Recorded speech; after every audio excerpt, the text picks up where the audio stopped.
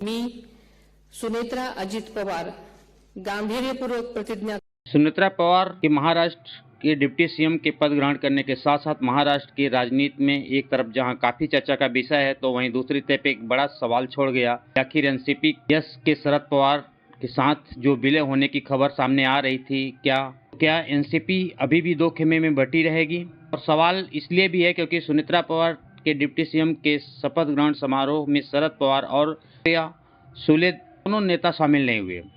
बताता हूं क्यों नहीं शामिल हुए। पहले आपसे एक छोटी सी रिक्वेस्ट है कि आप मेरे चैनल पर नए तो सब्सक्राइब करके बेल प्रेस कर दें। आपके साथ होने का साहस मिलता है। शुरू करते हैं।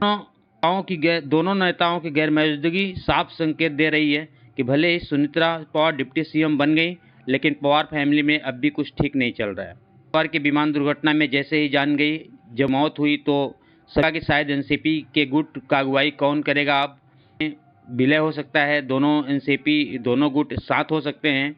सियासत को अब संभालेगा। कुछ ही घंटे हुए थे कि अजित पवार की पत्नी सुनेत्रा पवार लिया गया। साथियों, इसी को राजनीति कहते हैं। जबकि राजनीति से इतर अगर कोई होता तो या कह लीजिए कुछ साल कुछ सो नहीं पाता, तो राजनीति होती है। खैर, पत्नी सुनेत्रा पवार ने डिप्टी सीएम बनने की हामी भरी। फिर शनिवार को मुंबई के लोक भवन में तमाम नेताओं की उपस्थिति में राज तिलक। पवार की पत्नी सुनेत्रा पवार के डिप्टी सीएम बनने के साथ ही अब जनता के बीच सवाल उठने लगे हैं कि क्या विलय फ्यूचर में भविष्य में कभी विलय होगा या नहीं होगा। और एक और बड़ा सवाल कि क्या शरद पवार और सुप्रिया सुले और अजित पवार के बीच जो नाराजगी चल रही थी, जो राजनीतिक मतभेद था, क्या भी जारी रहेगा? आने वाले समय में सुप्रिया सुले को झटका लग सकता है। अब लगा तो कैसे? गुट और शरद पवार गुट एक साथ नहीं आता है तो फिर आपस में की बचस की लड़ाई भविष्य में देख सकती है। याद होगा, अजय चाचा शरद पवार से नाराज होकर अपने पार्टी बनाते हैं। उनका दावा था कि एनसीपी असली वही है जिसकी अगुवाई अजित पवार कर रहे थे। दूसरी तरफ एसपी यानी शरद पवार का गुट दावा कर रहे थे कि असली एनसीपी शरद पवार की ही पार्टी है। लेकिन राजनीति में इस चलती रहती है।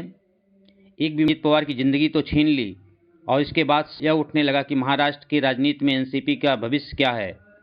क्या अजित के कमज़ोर पड़ जाएंगे, यह वो कमज़ोर पड़ जाएगा और शरद पवार का गुट अब हावी हो जाएगा।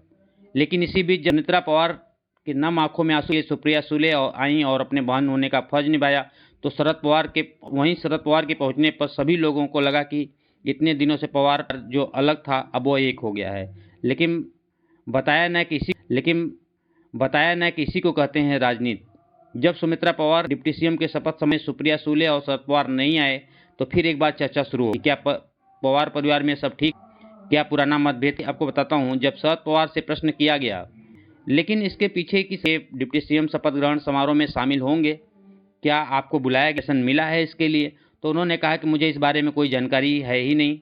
उन्होंने कहा कि ये समारोह कहाँ हो रहा है, कौन जा रहा है, मुझे इसके बारे में बिल्कुल पता नहीं है। शरद पवार ने इस तरह बोलकर अपना पल्ला तो झाड़ लिया। फिर बात सुप्रिया सुले से उन्होंने साफ शब्दों में कहा कि मैं दिल्ली जा रही हूँ 1 फरवरी यानी बजट का कार्यक्रम देश के संसद में मंत्री निर्मला सीतारमण बजट पेश करेंगी। ऐसे में मैं सांसद हूं तो मुझे जाना चाहिए, मुझे जाना जरूरी है, मैं अपने पार्टी की प्रतिनिधित्व कर रही हूं। ऐसे बोलकर सुप्रिया सुले ने भी बात को टाल दी।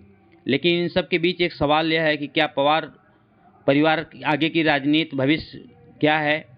बता दें, पवार राज्यसभा के मेंबर पहले से थी, सदस्य पहले से ही थी। अब वो राज्य की उप मुख्यमंत्री बन गई हैं। देवेंद्र फडणवीस की कैबिनेट में एक अहम हिस्सा बन गई हैं। अब बड़े फैसले जो होंगे सुनेत्रा पवार के हो पाएंगे। अब एक सवाल बना रहेगा, वो यह कि क्या विलय होगा गुट शरद पवार पार्टी के साथ या नहीं। इन दो आपस पहले एक ही थी, फिर अजित पवार ने पार्टी को अलग किया तो एनसीपी अजित की हो गई और एनसीपी यस शरद पवार की थी। तब से काफ़ी मतभेद चल रहा था, राजनीतिक कसमस की जाती। वहीं अजित पवार की जब विमान हादसा हुआ तो उसमें तमाम कयास लगाए गए, तमाम लोगों ने अपने तरीके से पेश किया कि यह कैसे हुआ होगा। फिलहाल आज के लिए बस इतना ही। धन्यवाद। जय हिंद।